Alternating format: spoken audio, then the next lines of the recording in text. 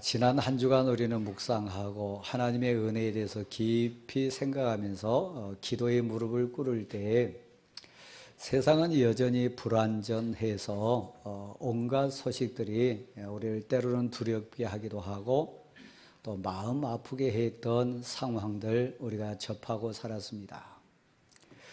북한과 미국이 대화를 한다고 합니다. 정상회담이 5월에 예정돼 있어서 대상자된 우리나라, 특별히 기도하는 우리들에게는 소망으로 봄볕이 됩니다. 그런가 하면 그 미국이 관세 정책을 우리에게 너무 아프게 써서 특별히 수출주 품목인 철강에 대해서 관세를 25% 이상 먹여서 이런 100원어치라면 25원이 그냥 이 세금으로 더해지게 됐습니다. 그러니까 얼마나 사업하신 분들 또 가게를 꾸려가는 우리들에게 실제적인 짐이 되겠습니까? 부글부글 끓는 그런 안타까움들이 많죠. 그래서 우리 마음을 대변이라도 하듯이 옆에 있는 일본의 규슈라고 하는 지방에서 화산이 폭발을 해가지고 적어도 화산재, 용암, 막 그 무서운 연기가 4,500m 이상을 하늘로 치솟았어요. 주변 주민들이 소원을 알면서 인터뷰하는데 이제는 좀 가라앉았으면 좋겠다. 잠잠하게 진정이 돼가지고 일상적인 삶으로 돌아갔으면 좋겠다. 그런 얘기를 하면서 두려워하는 모습 우리가 봤습니다. 우리나라 상황도 비슷해요. 이 시점에 대구라고 하는 그 지역에 폭설이 웬 말입니까? 그렇죠? 한겨울에 대구에 폭설이 내렸다면 이해가 되는데 이 시점에 대구에 그것도 폭설이 내렸다고 하는 것은 이해가 잘 안 되는 부분입니다. 여전히 포항에서는 어제도 여전히 2.7 이렇게 나가지고 땅이 흔들렸어요. 그러니까 우리 마음이 부글부글 끓는 것 같고 마음이 흔들리는 것 같고 우리가 온전치 않은 모습을 그대로 보여주는 것이 사회 현실인 것 같습니다. 그런 가운데도 여러분이 평안하셨다면 그런 가운데서 여러분이 하나님의 은혜 속에 잠잠히 가정생활을 꾸리셨다면 특별한 은혜를 받으신 겁니다. 제 처가가 평택입니다. 평택에 대한 기사가 나와가지고 저도 눈이 좀 이렇게 띄었지 않겠어요? 근데 보니까 어제 얘기 같습니다. 뉴스 중심부에도 나왔고 인터넷 기사에도 많이 나왔는데 11층에서 4살짜리 아이가 떨어졌어요. 여러분 결과는 어떻게 됐겠어요? 우리 세상적인 상식으로 얘기한다면 산산이 뼈가 부서졌지 않겠어요? 그 자리에서 죽었지 않겠어요? 그런데 기적이 일어났어요. 온 세상이 분노가 치솟아져 막 용암이 4,500m 이상 솟고 땅이 흔들리는 이런 어려움 속에서도 이 시대에 이적과 기적이 일어나는 그런 또 한 장면이 있었어요. 살짝 찰과상만 나가고 뼈 하나 부러지지 않았어요. 여러분 그런 일이 어찌 있을 수 있습니까? 4살짜리 애가 11층에서 떨어졌는데 죽지 않았다니까요. 크게 다치지도 않았어요. 그 이유를 나름대로 이렇게 기자들이 분석을 했는데 3층 외벽에 외장재가 있는데 거기에 탁 부딪혀가지고 충격을 완화한 다음에 땅에 떨어져서 이런 기적이 일어났다. 이렇게 표현했어요. 하나님 우리에게도 내 삶에도 우리 가정에게도 그 아이에게 일어났던 그 가정에 주었던 그 이적과 기사와 같은 복이 이 사순절에 임하기를 소원합니다. 그래서 오늘 본문이 그런 내용입니다. 이 9장 내용은 전에 어둠에 살던 그냥 어둠이 한 것이 아니고 깜깜한 흑암에 살던 인생들이 사망의 그늘에 묻혀서 신음하던 인생들이 사실 죽을 수밖에 없는 거잖아요. 흑암의 고통 속에서 앞이 보이지 않는 깜깜한 상황 속에서 처절하게 울고 괴로워하고 불안해하고 두려워하던 인생들에게 한 빛이 비쳤어요. 환한 생명의 빛이 비쳤어요. 사망의 그늘에 갇혀있던 인생에게 한 빛이 나타나가지고 온 세상을 환하게 비췄고, 두려움과 염려와 무서움의 그늘이 한순간에 싹 사라졌어요. 이 사순절에 우리가 묵상하고 소원하는 그런 은혜의 장면입니다. 여러분 가정은 평안하신가요? 혹시 여러분 사랑하는 자녀들에게 사망의 그늘이 들이오거나, 혹시 여러분의 귀하고 귀한 아들과 딸에게 흑암에 갇힌 고통이 혹시 묶여져 있지는 않습니까? 오늘 본문은 그렇게 돼 있어요. 사방 처처에 지금도 흑암에 고통하고 우는 인생들이 너무 많습니다. 병상에서 눈물을 흘리는 사람도 많고, 만남의 갈등 때문에 밖을 나가지 못한 사람들도 많고요. 요즘 한참 사회적으로 진행되는 미투 운동, 적폐, 이런 부분들, 저는 시골에서 나고 자랐고 농부의 아들로 자랐기 때문에 이 시점 정도 되면 농사 짓는 농부들이 어떤 일을 하는지 대충 압니다. 저 외양간에 있는 두엄, 그거 밭에다가 이렇게 지게로 재다가 내놓는 거예요. 마당 한켠에 있는 거름더미, 그 거름들을 저 밭이나 논에다가 지게 져가지고 갖다 버리는 거예요. 그랬으면 좋겠어요. 우리들이 괴로워가 아파하는, 냄새나고 추한 모든 적폐적인 상황이나 미투 운동과 같은 그런 안타까운 상황들 그냥 인생에 지게 져가지고 멀리 멀리 다 갖다 버렸으면 좋겠어요. 근데 우리에게는 한계가 있잖아요. 일부 예배 때도 제가 잠깐 말씀드렸습니다마는, 설교하는 저도요, 우리 공동체라고 하는, 우리 상황이라고 하는 이해 속에 너무 이기적인 것을 고백하면서 함께 좀 웃었어요. 미국이 관세를 25% 올리니까 철강 수출이 막히잖아요. 그럼 나라적으로나 그 업계에 일하는 근로자들이나 사업하신 분들은 큰일 난 일 아닙니까? 근데 저는 속으로 웃었다니까요. 왜요? 우리가 건축하지 않습니까? 건축하는 중심 자재로 들어간 게 뭐예요? 철강이요. 미국 수출이 막히면 내수, 우리나라 안에서 많이 소화할 거 아닙니까? 그러면 값이 내려갈까요? 올라갈까요? 예? 값이 내려갈 거 아닙니까? 그러니까 목사님 저도 우리 교회 건축하는데 철강값이 내려가겠다. 그래서 속으로 웃었다니까요. 사실 우리는 그래서 한계가 많습니다. 아들의 아픔이, 딸의 눈물이 사실은 어머니 가슴을 휘어파는 그 바늘로 찌른 것 같이 더 아픈 부분도 있지만, 어떤 부분에 형제 간에도 가족 간에도 뒤돌아서서 화장실에 가서 웃어야 될 상황도 사실 있어요. 왜요? 우리 인생이라고 하는 옷을 입고 있기 때문에요. 저 사람의 실패가 경쟁 구도에 있는 내게는 웃음이 될 수 있고요. 저 사람의 넘어짐이 어떤 면에서는 나에게 기회가 될 수도 있는 이 묘한 구조가 이 땅의 원리니까요. 부모이지만 또 사랑하는 가족이지만 한계를 분명히 우리는 안고 삽니다. 흑암에 정말 묶여있고 깜깜한 가운데서 한치 앞을 보지 못해가지고 헤매는 내 가족이나 내 사랑하는 자에게 우리는 손 내밀 수 있는 힘이 사실 없어요. 분명히 울고 있는데, 분명히 아파하고 괴로워하는데 어찌해 줄 수 없는 아버지 어머니가 이 땅에는 너무 많아요. 사실 그렇습니다.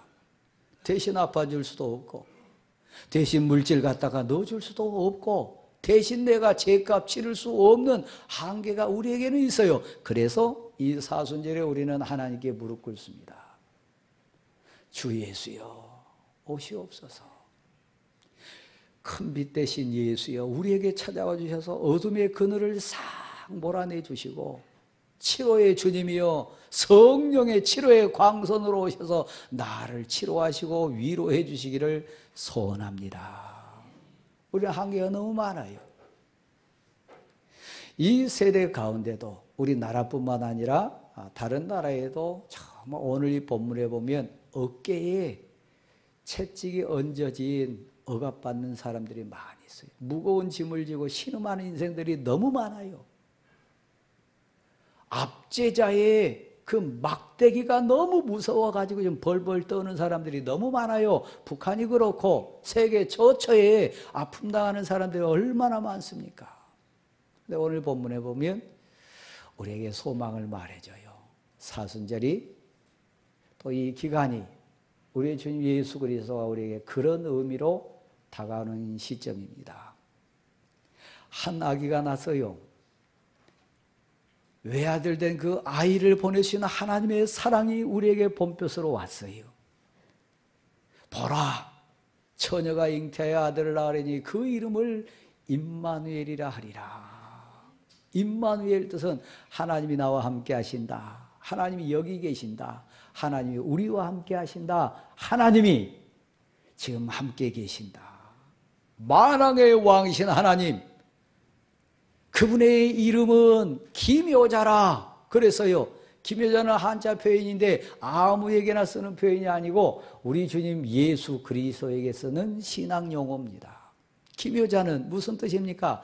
희한하고 기가 막힌 능력을 행하시는 분, 희한하고 놀라운 은혜를 베푸시는 분, 그분 예수 그리스도입니다. 그분의 이름이 기묘자예요. 내 인생에서 희한하고 신비한 능력을 행하실 전능자 되신 분이요, 그분이 한 아기로 나를 위해서, 우리를 위해서, 사망의 그늘에 지금 갇혀있는 나를 구하기 위해서 빛으로 오셨어요. 우리 가정에 그분이 주인으로 오시면 근심과 염려와 무서움의 그늘이 사라질 줄 믿습니다. 그렇습니다. 그래요. 그분을 가리켜서 또 오늘 본문에 보면 모사라, 전능하신 분이라. 우리 부모에게는 한계가 많고 우리 모두에게는 어쩔 수 없는 벽이 있지만 그분은 전능자예요. 못하실 것이 없어요. 그래서 평택에 4살짜리 아이가 11층에 떨어졌는데도 말짱하게 멀쩡하게 살아난 그런 기적이, 만왕의 왕이신 전능하신 기묘자이신, 그리고 우리가 사망의 그늘에서 깜깜한 흑암에서 헤어나오기를 소원하신 그 하나님의 사랑으로 우리에게 다가오신 그 한 아이, 우리 주님 예수 그리스도, 그분이 내게 주권자로 오시면 11층에서 뿐만 아니라 100층에서 떨어진다 할지라도 천군 천사를 보내서 더 큰 이적과 기사를 내 인생에 행해 주실 줄 믿습니다. 그걸 묵상하면서 기도하는 기간 사순절입니다. 나는 믿습니다. 하나님 내게 주신 말씀이 그대로 이루어지리라고 나는 믿습니다. 내게 말씀하신 하나님은 진실하신 분인 것을 내가 믿습니다. 여러분, 한 아이를 왜 보내셨다고요?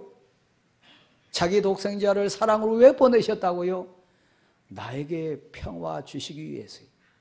그분의 이름이 쭉 등장하는데 오늘 제가 주제로 삼고 우리가 같이 고백하기를 원하는 중심 메시지가 그겁니다. 우리 한번 받아주실래요? 그분은 평화의 왕이시라. 내가 평안하기를, 나에게 참 자유 주시기를, 나를 해방시켜 주시기를, 나를 온전케 하시기를, 그분이 오셔야만, 그분이 내 주인 되어 주실 때, 그분이 나와 함께 하실 때 그 역사가 일어난다는 얘기입니다. 저도 신문을 2종류 이상 봅니다. 왜냐하면 제가 세상을 바라볼 때 성도의 삶을 이해할 때 특별히 예를 들면 조선일보, 한겨레 신문, 보수적인 측면에서 보기도 하고 진보적인 측면에서 보기도 하고, 그래서 균형 감각을 가지고 봐야 되겠다, 그런 소원을 가지고 볼 때 역시 도움을 많이 받습니다. 치우치지 않으니까요. 그래서 이쪽 시각도 있지만 또 반대편 시각도 이런 내용도 있다고 하는 것을 알고는 있어야 균형을 잡을 수 있으니까요. 여러분, 신문을 잘 활용하십니까? 저도 4대 일간지는 아닙니다만은 우리 교단지나 또 여러 신문에 글을 써본 경험이 있어요. 한 줄 쓰는 거 아무렇게나 쓰는 거 아닙니다. 여러분 보고 우리 교회 주보에도 글 한 줄 써주십시오. 그럼 그냥 쓰겠어요? 긴장됩니다. 굉장히 고민 많이 합니다. 엑기스로 만들고 다듬고 또 다듬고, 어느 기자든 어느 정말 그 필자든 그냥 쓰는 사람은 없습니다. 자기 인격이니까요. 자기의 삶을 그대로 녹여내야 되니까요. 그래서 여러분에게 가장 이 시대를 바르게 이해하고 이 시대의 교양인으로 살아가는 최고의 비결이 뭐냐 묻는다면, 첫째는 하나님의 말씀이 기준이고, 두 번째는 신문을 잘 보십시오. 우리가 음식을 씹고 또 씹으면 단맛이 나고 음식의 본맛이 계속 우러나오듯이 신문도 쓱 한번 보지 마시고 또 한 번 읽고 또 한 번 읽고 깊게 생각하며 읽으면 배울 점도 많고 깨달은 것도 많고 이 시대를 이해하는 아주 좋은 거울이 신문입니다. 최고의 지식 창고가 뭐냐? 성경이고 그 다음은 신문이라고 저는 생각합니다. 인터넷도 기사화가 되고 또 많은 사람들이 공감한 부분인데, 김성희라고 하는 중앙일보 기자가 있어요. 그 여러 기사를 썼는데 저는 이 본문 설교를 준비하고 있었기 때문에 제 눈에 확 꽂혔어요. 한번 들어보실래요? 손주에게 했던 것, 그것을 내 아들이나 딸에게 했다면 걔들이 뭐가 돼도 됐을 것 같다. 손주에게 눈을 맞추고 감정 표현 하나하나에 까르르 웃어주고 반응하고 관심을 가져주고, 정말 그 손주를 웃기기 위해서 막 앞에서 할머니가 할아버지가 재롱 부리는 그 낮아짐의 마음으로 내 아들을 대하고 딸을 대했다면 그들이 뭐가 돼도 됐을 거다. 근데 그때는 사실 다른 각도에서 아들과 딸을 사랑했기 때문에 함께 하는 게 소중한 일이고 웃어주는 게 귀한 일이고 관심 가져주는 게 정말 중요한 일인 거 알면서도 너를 위해서 내가 밖에 나가 일해야 된다, 그런 명분 때문에 애 혼자 놓고 밖에 나가 일할 때 많았어요. 따뜻하게 안아주는 그런 기회 많이 놓쳤어요. 근데 할아버지가 되니까, 할머니가 되니까 시간적인 여유도 되고 감정의 여유도 생기고 마음의 여유가 생겨가지고 이제 그 철 모르는 꼬마, 그 정말 손주 웃기기 위해서 할머니 할아버지가 온갖 재롱 다 부리잖아요. 사실은 손주가 재롱 부르는 게 아니라 손주를 웃기기 위해서 누가 재롱 부려요? 할아버지 할머니가 재롱 부린 거 아닙니까? 그분 쓰는 걸 보니까 손바닥만한 화면에 영상통화를 얘기한 것 같아요. 그 화면에다가 할아버지 얼굴 비춰주고, 여러분 늙은 할아버지 얼굴이 멋지면 얼마나 멋지고 꼬마에게 얼마나 감동이 되겠어요.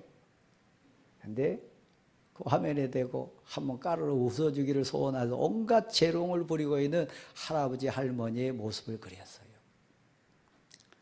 여러분, 제가 이 얘기를 드리는 이유는 이겁니다. 부모는 한계가 분명해요. 할아버지도 그 손주를 다 해줄 수 있는 건 아니에요. 우리는 할 수 없는 게 너무 많아요. 그래서 이 사순절기 안에 하나님, 내 아들과 딸을 의탁합니다. 내 인생을 의탁합니다. 내 삶을 부탁드리니까 하나님 받아주세요. 빛으로 와주셔서 어둠 몰아내주시고, 모사가 되어주시고 기묘자가 되어주셔서 내게 기적을 일으켜주시고, 전능하신 왕으로 오셔서 내 인생 왕국의 왕이 되어 주옵소서. 내가 그 왕국의 백성 되기를 소원합니다. 그분은 영원한 영존하신 분이라 어머니는 영원치 않아요. 아버지도 영원히 함께 있을 수 없고요. 그러나 나의 하나님은 영존하신 하나님이시라, 아버지시라. 그리고 그분은 방금 제가 같이 고백했던 것처럼 평화의 왕이 되어주세요. 그분께 나가면 우리의 평화가 이루어질 줄 믿습니다. 이 세상이 줄 수 없는 참된 자유가 임할 줄 믿습니다. 그렇습니다. 우리는 몇 번 하다 포기할 수 있어요. 하고 싶어도 능력이 안 돼요. 그리고 우리는 게을러요. 사실 사순절 우리 자신을 봤을 때 너무 추해요. 우리 자신이 내놓을 수 있는 입장이 아니에요. 나를 본받으라. 내가 예수 그리스도를 본받은 자 된 것 같이 너희는 나를 본받으라 담대하게 외쳤던 사도 바울과 같은 믿음의 용장들이 못 돼서 사실 우리 부끄러워요. 근데 오늘 본문에 보면 큰 빛으로 오신 평화의 왕으로 오신 하나님은 능력이 있으세요. 제가 주보에 글을 써놓고 혼자 좀 웃은 경우가 있어요. 요거 내가 썼지만 요 표현은 좀 잘한 것 같다. 우리 성도들도 그렇게 좀 받아줬으면 좋겠다. 한 내용인데 그게 뭐냐면 하나님이 봄을 밀고 왔다. 전 시인은 아니지만 써놓고 보니까 좀 시 비슷한 것 같아요. 봄을 몰고 오시고 봄을 이끌고 오신 분이 하나님이세요. 꽃피게 하시고 새들이 노래게 하고 온갖 새순과 새싹을 돋게 하신 분이 하나님이세요. 은혜의 단비를 부어주셔야 내 가슴에서 소망이라고 하는 새싹을 돋아나게 하신 분도 하나님이세요. 그분은 만왕의 왕, 전능하신 분, 그분은 평화의 왕으로 내 마음에 세상이 줄 수 없는 참 평안과 자유를 허락해 주신 분이에요. 그 하나님을 더 깊게 묵상하는 이 사순절이 되기를 소원합니다. 제가 오늘 여러분과의 말씀은 꼭 같이 나누고 싶고 여러분에 같이 고백시키고 싶은 소원의 성경 말씀이 있습니다. 그게 뭐냐면 그분은 우리를 우리 어깨에 있는 채찍을 우리 정말 대적자들과 우리를 압제하는 자들의 손에 들려있는 막대기를 꺾으시고 우리에게서 어두운 빛을 다 몰아내신 은혜의 하나님과 믿으시길 바랍니다. 근데 그분은 열심히 있으세요. 포기하지 않으세요. 내게 내밀었던 사랑의 손을 거둬들이지 않으세요.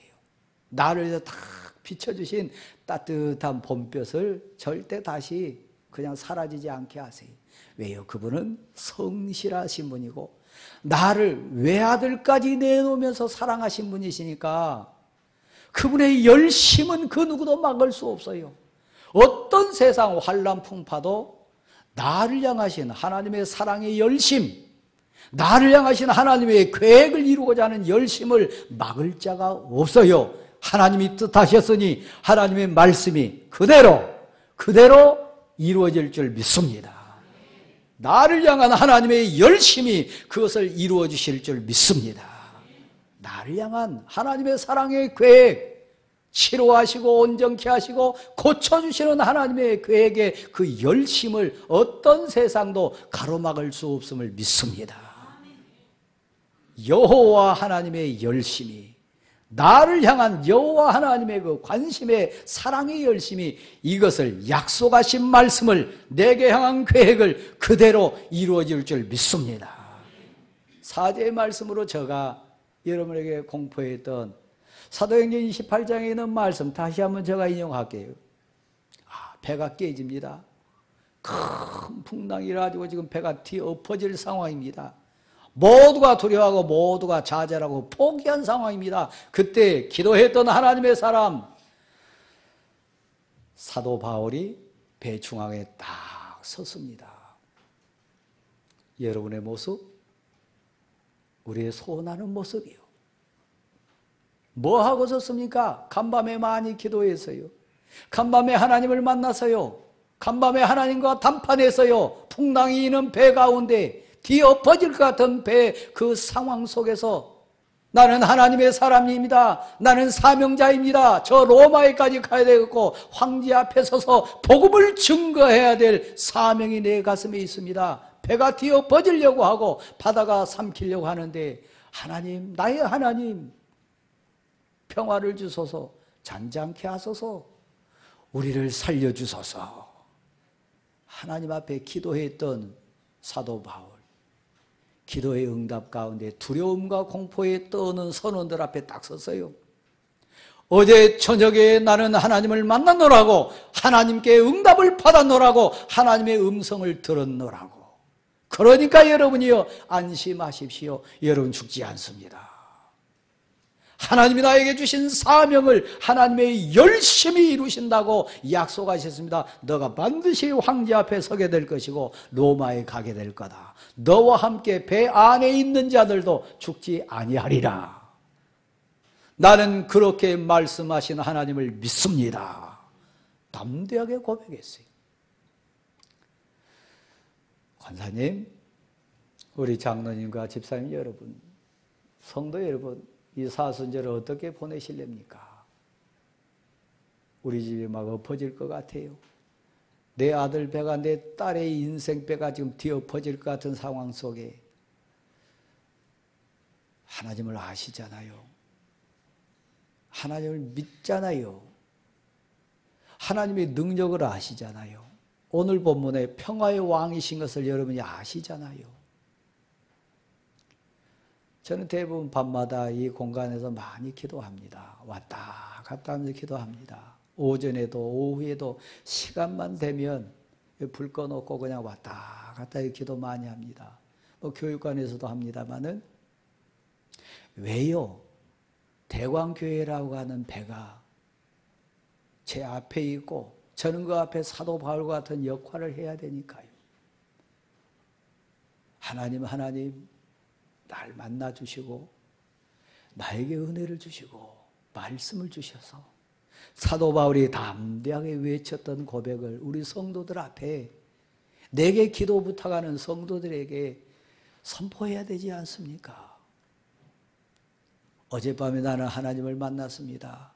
하나님이 내게 주신 말씀을 저는 들었습니다. 그러므로 여러분 걱정하지 마세요. 안심하세요. 이렇게 말씀하신 하나님의 말씀이 그대로 이루어지리라고 나는 믿습니다. 이 얘기를 누가 해야 돼요? 가정 앞에 있는 여러분이. 두려움에 아픔에 떠는 사랑하는 자 앞에서는 여러분이 해야 되지 않겠습니까? 우리 믿습니다. 한번 다시 한번 받아해 주실래요? 하나님은 평화의 왕이시라. 하나님의 열심히 그 약속을 이루어 주실 줄 믿습니다. 일어나실까요?